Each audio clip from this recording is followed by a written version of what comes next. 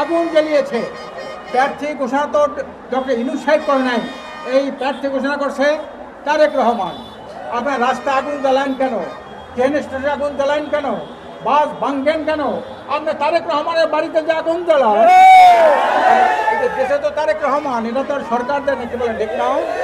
পরিষ্কার কথা বলতে চাই, এই দাবির সাথে সাথে, আমাদের ন্যায্য দাবির সাথে সাথে চালাও পোড়াও যদি বন্ধ না হয়, এই ফ্যাসিস্টদের রাজনীতি নিষিদ্ধ ঘোষণার দাবি আমরা তুলব। আপনারা তামাশা জাতি নিয়ে কম করেন নাই। আজকে ঐক্যমত্য কমিশনকে ব্যর্থ করেছেন আপনারা, আজকের সংসদকে কলঙ্কিত করেছেন আপনারা, আজকের নির্বাচনে কারচুপি আপনারাও তো করেছেন, একক নির্বাচন করেছেন। কাজে এখন প্রার্থীর ঘোষণার সাথে সাথে এখনই যে তৃতীয় বিশ্বযুদ্ধ শুরু হয়ে যায়, নির্বাচনের দিনে কী হবে বলেন? আমরা চাই, আমরা ডক্টর ইউনূস সাহেবকে বলেছি, যদি এইবার আপনার যদি একটা সুষ্ঠু অবাধ গ্রহণযোগ্য নির্বাচন দিতে না পারেন, তাহলে কিন্তু গণঅভ্যুত্থান ব্যর্থ হবে, আর গণঅভ্যুত্থান ব্যর্থ হলেই কিন্তু একটা গণবিপ্লবের সূচনা হবে। আপনারা গণবিপ্লবের জন্য প্রস্তুত থাকুন।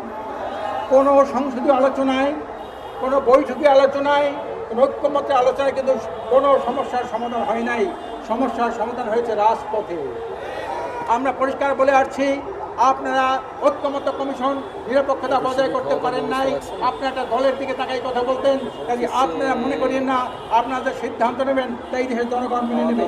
কাজী সংগ্রামী ভাই আমার, আসুন আপনারা আজকের যে রৌদের মধ্যে যে ধৈর্যের পরিচয় দিয়েছেন, কষ্ট সহ্য করেছেন, আগামী 11 তারিখে সারা দেশ থেকে চলো চলো ঢাকা চলো, গণ অধিকার আদায় করো, জনমতের যে আপনার 5ই আগস্টের গণঅভ্যুত্থানের এই যে চাহিদা, এই যে জনগণের আকাঙ্ক্ষা, সেটা বাস্তবায়ন হবে আল্লাহর রহমতে।